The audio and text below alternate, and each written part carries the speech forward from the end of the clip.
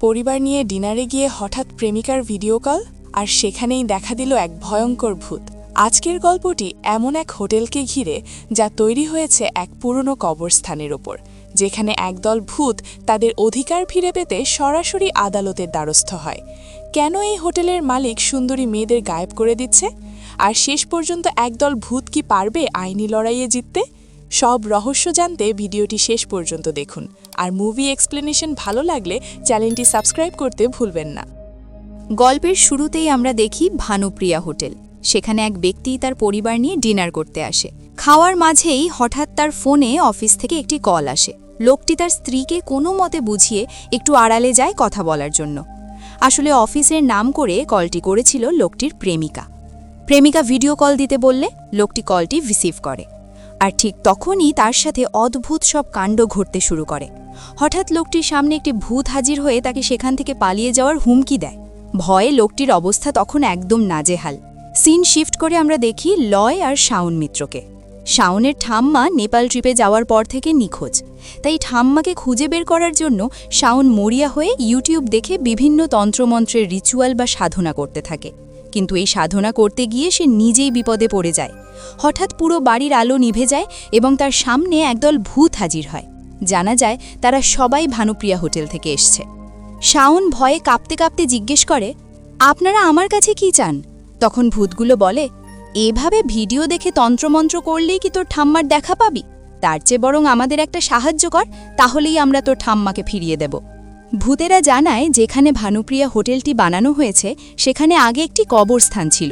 তারা চায় শাওন যেন হোটেলের মালিক ভূপতি সিনহার বিরুদ্ধে মামলা করে কবরস্থানটি তাদের ফিরিয়ে দেয়। বিনিময়ে তারা শাওনের ঠাম্মাকে ফিরিয়ে দেওয়ার প্রতিশ্রুতি দেয়। শাওন রাজি হলে একে একে ভূতেরা তাদের পরিচয় দিতে থাকে। মালিনী, সে একজন অভিনেত্রী ছিল। তার স্বামীর নাম কামাল। সে স্কুলের গণ্ডিও পার করতে পারেনি। স্মৃতিকণা, তার সব কিছু ভুলে যাওয়ার এক অদ্ভুত স্বভাব আছে। নিজের পরিচয়টাও সে ঠিকঠাক মনে করতে পারে না। একটি শিশু। ভূতেরা জানায় এই বাচ্চাটি বিদেশ থেকে এসছে। লাভরঞ্জন, এই দলের সবচেয়ে ধূর্ত বা টাউট প্রকৃতির ভূত। এবং সব শেষে আসে ভূত ঠাম্মা, যিনি তার স্বামীর স্মৃতিচারণ করে নিজের পরিচয় দেন। পরের দিন শুরু হয় আদালতের কার্যক্রম। মামলার নাম ভানুপ্রিয়া হোটেল বনাম স্টেট অফ কলকাতা। ভূতেরা সবাই আদালতে উপস্থিত থাকলেও শাওন ছাড়া তাদের কেউ দেখতে পাচ্ছিল না। শাওন বিচারকের সামনে যুক্তি দেখায় যে ভানুপ্রিয়া হোটেলটি একটি কবরস্থানের উপর নির্মাণ করা হয়েছে, যা ভারতীয় আইনে সম্পূর্ণ অবৈধ। এছাড়া হোটেলের ভেতরে ভূতের উপদ্রব নিয়েও অনেকে অভিযোগ করেছেন, তাই অবিলম্বে হোটেলটি বন্ধ করে কবরস্থানটি সংরক্ষণের দাবি জানায় সে। ঠিক তখনই বিপক্ষ দলের উকিল নন্দিনী বসু পাল্টা যুক্তি দিতে শুরু করেন। তিনি একটু অদ্ভুতভাবে কথা শুরু করে বলেন, বিজ্ঞানীরা বেগুনি রঙের এক নতুন গ্রহের সন্ধান পেয়েছে, আর হায়নারা সেটা খেয়ে ফেলেছে। বিচারক অবাক হয়ে জিজ্ঞেস করেন, আপনি এসব কি বলছেন? নন্দিনী তখন হেসে বলেন, আমার এই গল্পটা যেমন সাজানো, শাওন সাহেব যে ভূতের উপদ্রব আর কবরস্থানের কথা বলছেন সেটাও ঠিক তেমনই সাজানো। তিনি তথ্য প্রমাণ দিয়ে বলেন যে 2020 সালে ভানুপ্রিয়া হোটেলের মালিক ভূপতি সিনহা বনমালী সাহার কাছ থেকে নিয়ম মেনেই এই জায়গাটি কিনেছিলেন। বনমালী সাহা কয়েকদিন আগে মারা গেলেও মৃত্যুর আগেই তিনি সব আইনি কাগজ ভূপতি সিনহাকে বুঝিয়ে দিয়ে গেছেন। নন্দিনী প্রশ্ন তোলে, যেখানে ভূপতি সিনহার নিয়ম মেনে হোটেল বানিয়েছেন সেখানে কবরস্থান বা ভূত আসার প্রশ্নই ওঠে না। আর যদি থেকে থাকে তবে তার প্রমাণ কোথায়? প্রমাণ দেখান শাওন সাহেব। জজ সাহেবও প্রমাণ দেখতে চাইলে ধূর্ত ভূতলাভ রঞ্জন শাওনকে কানে কানে বুদ্ধি দেয় পুরানো নিউজ পেপার কাটিংটা দেখাতে। শাওন যখন অদৃশ্য কারো সাথে কথা বলছিল তা দেখে কোর্টের সবাই অবাক হয়ে যায়। যাই হোক, শেষ পর্যন্ত শাওন সেই পেপার কাটিংটি আদালতে উপস্থাপন করে এবং জানায় যে তার একজন সাক্ষীও আসার কথা। কিন্তু দীর্ঘক্ষণ অপেক্ষা করার পরেও সাক্ষী না আসায় নন্দিনী উপহাস করে বলে, শাওন সাহেবের ক্লায়েন্টরা যেমন অদৃশ্য, তার সাক্ষীও কি তেমনই অদৃশ্য নাকি? সাক্ষী হাজির করতে না পারায় বিচারক শাওনকে 3 দিনের আলটিমেটাম দেন। এর মধ্যে সাক্ষী না এলে কেসটি খারিজ হয়ে যাবে। জাজের এই সিদ্ধান্ত মানতে পারে না ভূত ঠাম্মা। সে রেগে গিয়ে জাজের কলম নিয়ে টানাটানি শুরু করে দেয় এবং এক হুলুস্থুল কাণ্ড বাঁধিয়ে দেয়। বিচারকের হাতে কলম নাচতে দেখে পুরো কোর্টে হাসাহাসি শুরু হয়ে যায়। কোর্ট থেকে বের হওয়ার পর নন্দিনী ভূপতি সিনহাকে জিজ্ঞেস করে, আপনি আমার কাছে কোনো কিছু গোপন করছেন না তো? ভূপতি তখন ফ্ল্যাট করে উত্তর দেয়, আপনার মতো সুন্দরী লয়ারের কাছে কিছু লুকানো কি সম্ভব? অন্যদিকে শাওন বিরক্ত হয়ে ভূতদের বকা দেয়, আপনারা এত অভদ্র কেন? একটু শান্ত থাকতে পারেন না?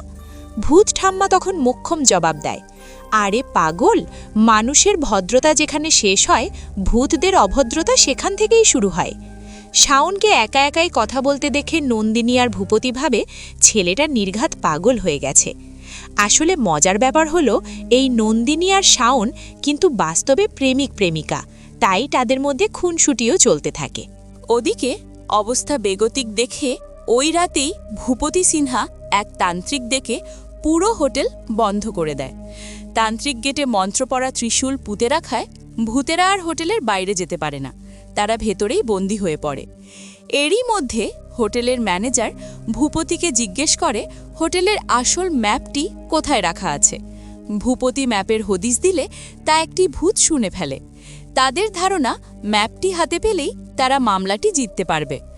পরের দিন নেপাল থেকে এক পুলিশ অফিসার শাওনকে ফোন করে জানায় যে পাহাড়ি এলাকায় তার ঠাম্মাকে খুঁজে পাওয়া প্রায় অসম্ভব হয়ে পড়েছে। মন খারাপ করে শাওন বাড়িতে ফিরে আসে এবং বারবার ঠাম্মাকে মনে করতে থাকে। তার কল্পনাতেই ঠাম্মা এসে তাকে সান্ত্বনা দেয়।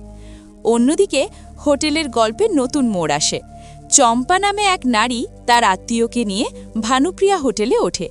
ঠিক তখনই সেখানে এন্ট্রি নেয় সুপারস্টার অরণ্যদেব। ভক্তরা তাকে সেলফির জন্য ঘিরে ধরলে সে বিরক্ত হয়ে ম্যানেজারকে সাফ জানিয়ে দেয় তাকে যেন কেউ ডিস্টার্ব না করে। অরণ্যদেব যে রুমে ওঠে সেই রুমটি অগোছালো করছিল ভূত মালিনী, কিন্তু হিরোকে দেখে মালিনী দ্রুত রুমটি গুছিয়ে দেয়। অরণ্যদেব রুমে ঢুকে টিভি অন করতেই দেখে তার চারটি সিনেমা ফ্লপ হওয়ার খবর প্রচার হচ্ছে। সংবাদে বলা হচ্ছে তার ক্যারিয়ার নাকি শেষ। হতাশ অরণ্যদেব মদে ডুব দেয়। তার এই বিষণ্ণতা দেখে ভূত মালিনীর মন খারাপ হয়ে যায়। গল্পের শেষে আমরা আবার শাওনকে দেখি যে ব্রাশ করতে করতে টুথপেস্টের দিকে তাকিয়ে প্রিয়তমা নন্দিনীর কথা ভাবছে। সিন পরিবর্তন হয়ে আমরা শাওন ও নন্দিনীর কিছু সুন্দর মুহূর্ত দেখতে পাই। শাওন এক রোম্যান্টিক মুহূর্তে আংটি দিয়ে নন্দিনীকে প্রপোজ করেছিল এবং নন্দিনীও তা সাদরে গ্রহণ করে। সবকিছু ঠিকঠাকই চলছিল, কিন্তু ঠাম্মার নিখোঁজ হওয়া আর এই অদ্ভুত ভূতের কেস যেন তাদের সাজানো জীবন ওলটপালট করে দিল। অন্যদিকে অভিনেতা অরণ্য নিজের কেরিয়ার নিয়ে এতটাই হতাশ হয়ে পড়ে যে সে আত্মহত্যার পথ বেছে নেওয়ার সিদ্ধান্ত নেয়। ব্যাগ থেকে দড়ি বের করে যখন সে ফ্যানের সাথে ঝোলার প্রস্তুতি নিচ্ছিল, তখনই ভূত মালিনী তা দেখে ফেলে। সে কৌশলে অরণ্যকে চেয়ার থেকে ফেলে দেয় এবং মানুষের রূপ ধরে দরজার বাইরে গিয়ে বাঁচাও বাঁচাও বলে চিৎকার করতে থাকে। অরণ্য দরজা খুলে কাউকে না দেখে অবাক হয়ে জিজ্ঞেস করে, এমন চিৎকার করছিলেন কেন? মালিনী চালাকি করে সাংবাদিকের পরিচয় দিয়ে বলে, এমনিতে তো আপনার রুমে ঘোকা যায় না, তাই এই বুদ্ধি করলাম। তবে আপনি কি সুইসাইড করতে যাচ্ছিলেন? ভাবুন তো, কালকের পেপারের ফ্রন্ট পেজ নিউজ, প্রথম সারির নায়ক অরণ্যের গলায় দড়ি দিয়ে মৃত্যু, কেমন জমবে? খাটের ওপর দড়ি আর চেয়ার দেখে অরণ্য অপ্রস্তুত হয়ে পড়ে। সে মালিনীর দিকে তাকিয়ে বলে, আপনাকে খুব চেনা চেনা লাগছে, কোথাও কি দেখেছি? কিন্তু মালিনী তার অতি প্রাকৃত ক্ষমতা দিয়ে অরণ্যকে তখনই অজ্ঞান করে দেয়। পরের দৃশ্যে দেখা যায় নন্দিনী আইস থেরাপি নিচ্ছে আর তার বন্ধু অনি পুরো ব্যাপারটি ভিডিও করছে। শাওনের ওপর অভিমান করে নন্দিনী বলে, আমি তাকে এত ভালোবাসলাম আর সে এখন ঠাম্মা আর ভূতের জন্য আমার সাথে এসব করছে। এবার আমি প্রমাণ করেই ছাড়ব যে ভূত বলতে আসলে কিছুই নেই। পরের দিন সকালে ঘুম থেকে উঠে অরণ্য মালিনীকে খুঁজতে থাকে, কিন্তু সে তখন উধাও। অন্যদিকে ভূত স্বামী কামাল হোটেলের ম্যাপ নিয়ে বাকি ভূতদের কাছে হাজির হয়। লাভ রঞ্জন জানায় এই হোটেলের মধ্যেই মালিকের সব গোপন নথিপত্র বা ডকুমেন্টস লুকিয়ে রাখা আছে। নথিপত্র খোঁজার দায়িত্ব পড়ে সবকিছু ভুলে যাওয়ার স্বভাবের ভূত স্মৃতিকণার ওপর। সে খুঁজতে খুঁজতে এক মাসাজ রুমে ঢুকে পড়ে এবং সেখানে থাকা এক কাপলের মাসাজের সরঞ্জাম ওলটপালট করে পুরো লঙ্ককাণ্ড বাঁধিয়ে দেয়। শুধু তাই নয়, ওই কাপলের ছোট ছেলেটির পিছু নেয় বাচ্চা ভূতটি। এদিকে দেখা যায় হোটেলের মালিক ভূপতি সিনহা কতটা ভয়ঙ্কর। তার বিরুদ্ধে কেউ কথা বললে সে তাকে জানে মেরে ফেলতেও দ্বিধাবোধ করে না। এমনকি তার বাড়ির আঙিনায় কাউকে জীবন্ত পুঁতে ফেলতেও দেখা যায় তাকে। সিসিটিভি ফুটেজে নন্দিনীকে দেখে ভূপতি ম্যানেজারকে কড়া নির্দেশ দেয় তার উপর নজর রাখতে। নন্দিনী তখন হোটেলে বসে অনিককে বলছে, কই ভূত? শাওন তো বলেছিল এখানে ভূত আছে, আমি তো কিছুই দেখছি না। এমন সময় শাওন ফোন করে নন্দিনীকে সাবধান করতে চাইলেও সে রেগে গিয়ে ফোন কেটে দেয়। একটু পর অনি শাওয়ার নিতে গেলে শুরু হয় ভূতের কারসাজি। বাথটাবের স্বচ্ছ পানি মুহূর্তেই রক্তের মতো লাল হয়ে যায়। ভূত অনিকে পানিতে চুবিয়ে ভয় দেখাতে শুরু করে। ভয়ে আধমরা হয়ে অনি নন্দিনীর কাছে ছুটে গিয়ে সব বললেও নন্দিনী এসে দেখে সব স্বাভাবিক। সে উল্টো অনিকে নিয়ে ঠাট্টা শুরু করে। রাত গভীর হলে সব ভূত একত্রিত হয়ে সলা পরামর্শ করে। তাদের হাতে সময় আছে মাত্র 2 দিন। এর মধ্যে প্রমাণ জোগাড় না করতে পারলে তারা মামলা হেরে যাবে। তখন তারা নন্দিনীকে দেখতে পায় এবং সিদ্ধান্ত নেয় তাকে ধাক্কা দিয়ে সিঁড়ি থেকে ফেলে দেবে। এই দায়িত্ব দেয়া হয় স্মৃতিকণাকে। কিন্তু স্মৃতিকণা যখন নন্দিনীকে ধাক্কা দিতে যাবে তখনই নন্দিনীর ফোনের স্ক্রিনে শাওনের সাথে তার ছবি দেখে ফেলে। নিজের মানুষের ছবি দেখে সে আর ধাক্কা দেয় না, বরং খুশি হয়ে ফিরে আসে। ওদিকে বাচ্চা ভূতটি কাপেলের ছেলের সাথে খেলনা গাড়ি নিয়ে খেলতে থাকে, যা দেখে ছেলের মা ভয়ে ছেলেকে নিয়ে সেখান থেকে চম্পট দেয়। রাতের নিস্তব্ধতায় মালিনী আবার অরণ্যের রুমে ফিরে আসে। এরপর কি হবে তা দেখতে হলে থাকতে হবে পরের অংশ পর্যন্ত। অরণ্য মালিনীকে দেখে তাচ্ছিল্য করে বলে, আপনাদের সাংবাদিকতা কেমন চলছে? আপনারা তো প্যারালেল সিনেমার অভিনেতাদের দেখতেই পারেন না, যা তা লিখে দেন। মালিনী তখন গম্ভীর হয়ে অভিনেত্রী পত্রমিতালির কথা মনে করিয়ে দেয়। সে জানায়, পত্রমিতালি মাত্র একটি সিনেমা করেই আন্তর্জাতিক চলচ্চিত্র উৎসবে প্রশংসা কুড়িয়েছিলেন, কিন্তু নিজ দেশের সাংবাদিকরা তাকে নিয়ে এতই সমালোচনার অবজ্ঞা করেছিলেন যে শেষ পর্যন্ত অভিমানে তিনি আত্মহত্যা করেন। মালিনী আরও যোগ করে, শুনেছি তার প্রেমিকও এরপর মারা গেছেন। আপনারও কি তেমন কোনো প্রিয় মানুষ আছে? অরণ্য এই প্রশ্নে নিশ্চুপ হয়ে যায়। মালিনী অরণ্যকে জীবনের বড় এক পাঠ দেয়। সে বলে, একজন ফ্যান তার প্রিয় নায়কের কাছ থেকে কেবল স্টাইল বা সোয়াগ শেখে না, শেখে আত্মবিশ্বাস। আর আপনার উচিত নয় সেই আত্মবিশ্বাস হারানো। পরের দিন ভূত লাভরঞ্জন তার নামের রহস্য ফাঁস করে। সে জানায়, একসময় সে এক মেয়েকে মন প্রাণ দিয়ে ভালোবাসলেও সেই মেয়ে তাকে পাত্তা দেয়নি। সেই ছ্যাঁকাঠেই তার নাম হয়েছে লাভরঞ্জন। অন্যদিকে হোটেলে পারুল আর চম্পা যখন ডাক্তার খেলছিল, তখন লাভরঞ্জন সেখানে এসে তাদের এমন এক ডোজ দেয় যে পারুল একদম সোজা হয়ে যায়। রাতে হোটেল কর্তৃপক্ষ এক গ্র্যান্ড পার্টির আয়োজন করে। সেখানে শাওন গান গেয়ে নন্দিনীকে রীতিমতো সারপ্রাইজ দেয়। সবাই যখন নাচানাচিতে মত্ত, তখনই ভূতেরা তাদের কারসাজি শুরু করে। কিন্তু মাতাল অবস্থায় নন্দিনী শাওনকে বলে, এসব তোমার সাজানো নাটক, ভূত বলতে কিচ্ছু নেই।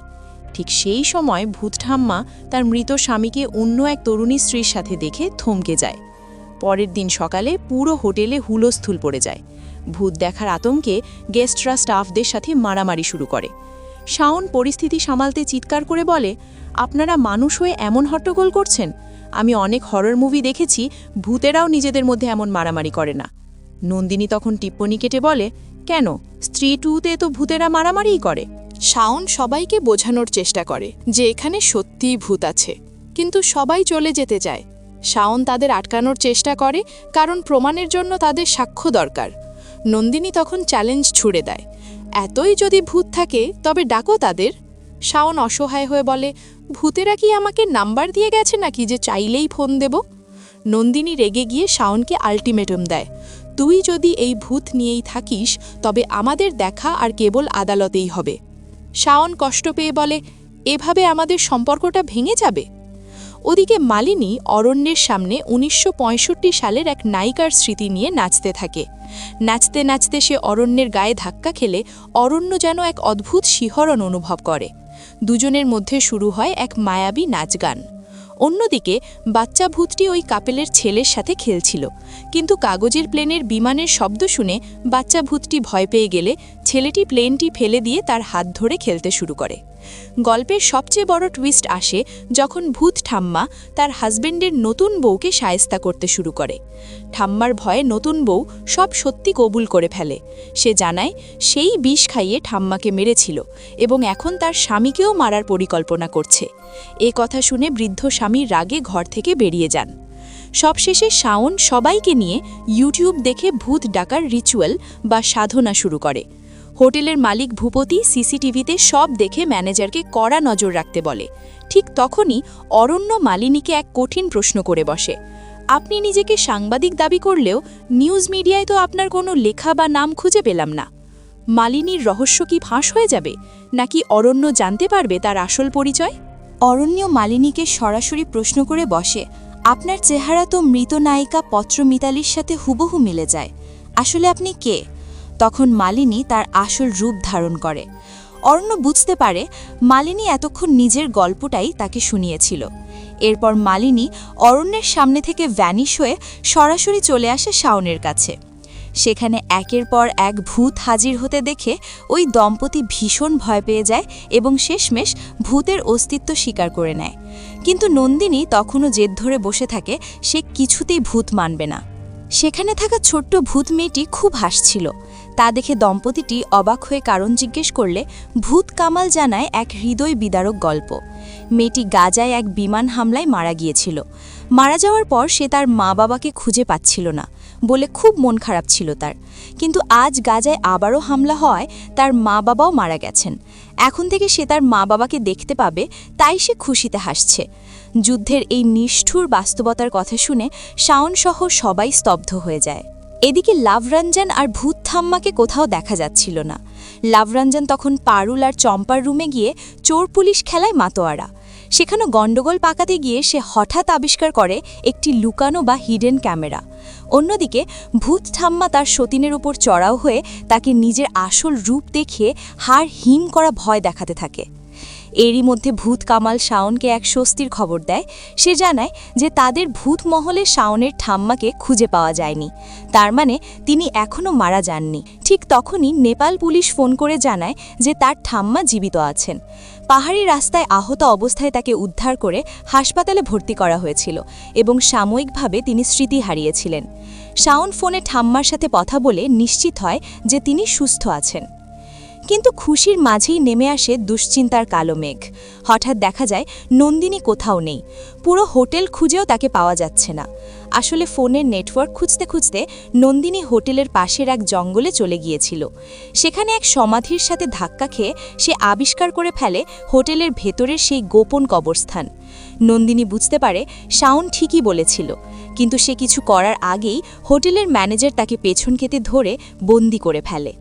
শাওনরা যখন পাগলের মতো নন্দিনীকে খুঁজছে, তখন লাভরঞ্জন হিডেন ক্যামেরার খবর নিয়ে আসে। ভূতেরা মিলে ম্যানেজারকে পাকড়াও করে এবং ক্যাকটাস লাছের ওপর ঝুলিয়ে টর্চার শুরু করে। অসহ্য যন্ত্রণায় ম্যানেজার স্বীকার করে যে নন্দিনীকে হোটেল মালিক ভূপতি সিনহার কাছে নিয়ে যাওয়া হয়েছে। ম্যানেজার আরও জানায় হোটেলের প্রতিটি কোণায় হিডেন ক্যামেরা আছে, যা দিয়ে ভূপতি সব কিছু নজরদারি করে। কেউ তার বিরুদ্ধে গেলেই সে তাকে তুলে নিয়ে যায়। যেহেতু নন্দিনী কবরস্থান দেখে দিলেছে, তাই তাকেও সরিয়ে দেওয়া হয়েছে। ম্যানেজার আরও ভয় দেখায় যে ভূপতির বাড়িতে এখন তান্ত্রিক যজ্ঞ চলছে, তাই ভূতেরা সেখানে ঢুকতে পারবে না। কবরস্থানের কথা শুনে শাওন আর ভূতেরা খুশি হয়, কারণ তারা এখন আদালতে অকাট্য প্রমাণ দিতে পারবে। কিন্তু সবার আগে নন্দিনীকে বাঁচাতে হবে। সিন শিফট করে আমরা দেখি ভূপতির বাড়ির ভয়ঙ্কর রূপ। ভূপতি আসলে এক নরপিশাচ। সে সুন্দরী মেয়েদের ফাঁদে ফেলে তাদের ভক্ষণ করে নিজের শক্তি বাড়ায়। সে এখন নন্দিনীকে মারার প্রস্তুতি নিচ্ছে। অন্যদিকে ভূতেরা আর শাওন মিলে ম্যানেজারকে ধোলাই দিয়ে আগামীর কোর্ট কার্যক্রম আর নন্দিনীকে উদ্ধারে ছক কষতে থাকে। ঠিক সেই মুহূর্তে সেখানে হাজির হয় নায়ক অরণ্য। শাওন, অরণ্য আর একদল ভূত কি পারবে ভূপতির হাত থেকে নন্দিনীকে উদ্ধার করতে? আর আদালত কি পাবে সেই গোপন ম্যাপের হদিশ? সুপারস্টার অরণ্যকে নিজেদের দলে দেখে সবাই যেন নতুন প্রাণ ফিরে পায়। অরণ্য ঘোষণা দেয় সেও এই অভিযানে তাদের সাথে আছে। এরপর সবাই মিলে হানা দেয় ভূপতি সিনহার বাড়িতে। প্রথমেই গেট ভেঙে ভেতরে ঢোকে অরণ্য আর শাওন। শুরু হয় গার্ডদের সাথে তুলকালাম লড়াই। অন্যদিকে সেই দম্পতি চেষ্টা করে তান্ত্রিকদের যজ্ঞ পণ্ড করে দিতে, কারণ যজ্ঞ চলতে থাকলে ভূতেরা ক্রমেই দুর্বল হয়ে পড়ছিল। লড়াইয়ের ময়দানে অরণ্যকে সাহায্য করতে এগিয়ে আসে মালিনী। অ্যাকশনের মাঝেই তাদের মধ্যে এক টুকরো রোমাঞ্চও ফুটে ওঠে। শেষ পর্যন্ত সবাই মিলে তান্ত্রিকদের যজ্ঞ বন্ধ করতে সক্ষম হয়। যজ্ঞ বন্ধ হতেই ভূতেরা তাদের শক্তি ফিরে পায়। শাওন মরিয়া হয়ে নন্দিনীকে খুঁজতে থাকে। একটি তালাবদ্ধ রুম দেখে ভূতেরা অনায়াসেই দেয়াল ভেদ করে ভেতরে ঢুকে পড়লেও শাওন ঢুকতে গিয়ে শুধু আঘাতই পায়। ভেতরে একটি আলমারিতে তন্ত্রমন্ত্র করা এক সুতো দিয়ে কিছু একটা বাঁধা ছিল। লাভরঞ্জন আর কামাল অনেক চেষ্টা করেও সেই সুতোর শক্তির কারণে আলমারি খুলতে পারে না। কিন্তু সবাইকে অবাক করে দিয়ে ভূত স্মৃতিকণা যখন হাত দেয়, সে কোনো শক পায় না। অনায়াসেই সে সুতো খুলে ফেলে ম্যাপটি বের করে আনে। নিশ্চয়ই ভাবছেন, যে কাজ অন্য ভূতেরা পারল না তা স্মৃতিকণা কিভাবে করল? সেই রহস্য একটু পরেই ফাঁস হবে। অন্যদিকে শাওনরা সারা বাড়ি খুঁজেও নন্দিনীকে পায় না। পাবেই বা কী করে? ভূপতি ততক্ষণে নন্দিনীকে নিজের কবজায় নিয়ে নিয়েছে। সে প্রথমে নন্দিনীর সাথে মিষ্টি মিষ্টি কথা বলে তাকে ভোলানোর চেষ্টা করে। ঠিক সেই মুহূর্তে সেখানে হাজির হয় অরণ্য আর শাওন। তারা ভূপতিকে মারতে গেলে অবাক কাণ্ড ঘটে। নন্দিনী নিজেই ভূপতির পক্ষ নিয়ে শাওনদের বাধা দেয়। এমনকি সে ভূপতিকে উস্কে দেয় তাদের মেরে ফেলার জন্য। ভূপতি হাতের কাছে কোনো অস্ত্র না পেয়ে নিজের গলায় থাকা তান্ত্রিকের দেওয়া ত্রিশূলটি খুলে দুজনকে মারতে যায়, কিন্তু অরণ্য কৌশলে সেই ত্রিশূল কেড়ে নেয়। আর ঠিক তখনই ঘটে সেই হাড় হিম করা ঘটনা। নন্দিনী হঠাৎ অদ্ভুত সব আচরণ শুরু করে, ঠিক যেন একটা ভয়ঙ্কর ডাইনি। শাওন চমকে ওঠে, তার গার্লফ্রেন্ড কি তবে ভূত হয়ে গেল? তখনই ক্যামেরায় দেখা যায় আসল নন্দিনী পাশের একটি বেঞ্চের নিচে হাত পা বাঁধা অবস্থায় বন্দী। তাহলে এই নন্দিনীকে? মুহূর্তেই ছদ্মবেশী নন্দিনীর আসল রূপ বেরিয়ে আসে। সে আর কেউ নয়, স্বয়ং স্মৃতিকণা। সে প্রতিশোধ নিতেই নন্দিনীর রূপ ধরে ভূপতির কাছে এসেছিল। সে ছোঁ মেরে ত্রিশূলটি নিয়ে সরাসরি ভূপতির শরীরে ঢুকিয়ে দেয়। এরপরই বেরিয়ে আসে আসল সত্যি। স্মৃতিকণা আসলে ছিল ভূপতি সিনহার স্ত্রী, যার আসল নাম ছিল ভানুপ্রিয়া। নিজের বিবাহবার্ষিকীর দিনেই এই নিষ্ঠুর ভূপতি তাকে খুন করেছিল। ভানুপ্রিয়া কান্না ভেজা কণ্ঠে জানায় তার সমস্ত সম্পত্তি হাতিয়ে নেওয়ার জন্যই ভূপতি তাকে মারে এবং তার নামে হোটেলের নাম দেয়। শুধু তাই নয়, নিজের স্ত্রীর লাশটি পর্যন্ত সেই বাড়ির বাগানে পুঁতে দিয়েছিল। ভানুপ্রিয়া তার অলৌকিক শক্তি দিয়ে মাটি খুঁড়ে নিজের কঙ্কাল বের করে আনে, যা দেখে সবাই আতঙ্কে শিউরে ওঠে। সেই আলমারির সুতো সে অনায়াসে খুলতে পেরেছিল, কারণ সে নিজেই ছিল সেই বাড়ির মালকিন। অবশেষে ভানুপ্রিয়া সেই আসল ম্যাপটি শাওনের হাতে তুলে দেয়। পরের দিন আদালতে সেই ম্যাপ পেশ করা হয় প্রমাণ হিসেবে। শেষ পর্যন্ত সত্যের জয় হয়, আর ভানুপ্রিয়া হোটেল বন্ধ করে সেই পবিত্র কবরস্থান সংরক্ষণের নির্দেশ দেন বিচারক। এভাবেই একদল ভূতের সাহায্যে শাওন তার ঠাম্মাকেও ফিরে পায় এবং এক নিষ্ঠুর অপরাধীর পতন ঘটে। আদালতের কার্যক্রম শেষে দেখা যায় নন্দিনী এই কেস থেকে নিজেকে সরিয়ে নেয়। সাক্ষ্য প্রমাণ আর ম্যাপের ভিত্তিতে বিচারক তার চূড়ান্ত রায় ঘোষণা করেন। অবিলম্বে ভানুপ্রিয়া হোটেলটি ভেঙে ফেলার নির্দেশ দেওয়া হয়। সেই সাথে আদালত জানায় হোটেল মালিক ভূপতি সিনহা এক রহস্যময় কারণে কোমায় চলে গেছেন এবং বর্তমানে হাসপাতালে চিকিৎসাধীন। তিনি হাসপাতালে থাকলেও কঙ্কাল উদ্ধারের বিষয়টি নিয়ে পুলিশের তদন্ত জারি থাকবে। কেস জেতায় ভূতদের আনন্দের সীমা নেই। কোর্ট চত্বরেই ভূত মালিনী দেখা করতে আসে অভিনেতা অরণ্যের সাথে। অরণ্য হাসি মুখে বলে, তোমাকে নিয়ে আমি একটা সিনেমা বানাবো, যার নাম হবে দিল বলে ভূত লে যায়েঙ্গে। এই চরিত্রে তুমিই হবে সেরা। তবে পরক্ষণেই অরণ্য মন খারাপ করে বলে, তবে তোমাকে আমি খুঁজে পাবো কোথায়? মালিনী তখন রহস্যময় হাসি দিয়ে উত্তর দেয়, তুমি তো অরণ্যদেব, তোমার তো সব জানা থাকার কথা। অন্যদিকে ধূর্ত ভূত লাভরঞ্জন শেষ পর্যন্ত চম্পাকে পটিয়েই ফেলে। ভূত ঠাম্মা আর তার স্বামী আবারও মান অভিমান ভুলে একত্রিত হন। বাদ যায় না ছোট্ট ভূত মেয়েটি আর সেই দম্পতির ছেলেটিও। তাদের বন্ধুত্বও অটুট থাকে। সব ঝামেলার শেষে লয়ার নন্দিনী শাওনকে জিজ্ঞেস করে, তুমি তো জিতে গেলে, এখন তোমার সিদ্ধান্ত কি? শাওন তখন সুযোগ বুঝে সিনেমার ঢঙে হাঁটু গেড়ে নন্দিনীকে বিয়ের প্রস্তাব দেয়। মুহূর্তেই চারপাশের পরিবেশটা ভীষণ রোম্যান্টিক হয়ে ওঠে। তবে গল্পের টুইস্ট তখনও বাকি। নিজেকে বনমালী সাহা দাবি করে এক প্রতারক ভানুপ্রিয়া হোটেলে এসে হাজির হয়। সে দম্ভ করে বলে, এখানে ভূত থাকলেও আমার কোনো সমস্যা নেই, আমি ভূত ভালোবাসি। ভূতদের সাথেই আমি এই হোটেল আবার চালু করব তার কথাগুলো আড়াল থেকে শুনছিল সব ভূতেরা। ঠিক তখনই তাদের সামনে হাজির হয় আসল বনমালী সাহার আত্মা। সে সবাইকে জানায় যে এই নকল বনমালী চাইলেও হোটেলটি হাতিয়ে নিতে পারবে না, কারণ এই জায়গাটির মালিক আসলে বনমালী সাহা ছিলেনই না। জায়গাটির আসল মালিক হলেন শাওনের দাদি মঞ্জু।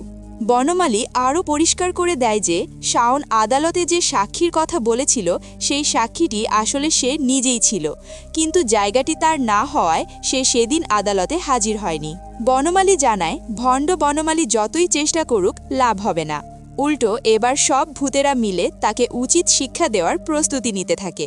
আর এভাবেই ভূত ও মানুষের এক অদ্ভুত লড়াই আর অমীমাংসিত রহস্যের মধ্য দিয়ে শেষ হয় এই সিনেমাটি। বন্ধুরা, আজকের মুভি এক্সপ্লেনেশনটি আপনাদের কেমন লেগেছে? যদি ভালো লেগে থাকে তবে ভিডিওতে একটি লাইক দিতে ভুলবেন না। আর আপনি যদি এই চ্যানেলে নতুন হয়ে থাকেন তবে এখনই সাবস্ক্রাইব করে আমাদের সাথে যুক্ত হন। কমেন্টে জানান পরবর্তী ভিডিওতে আপনি কোন মুভির ব্যাখ্যা দেখতে চান। সবাই ভালো থাকবেন, সুস্থ থাকবেন। আজকের মতো বিদায় নিচ্ছি। আল্লাহ হাফেজ।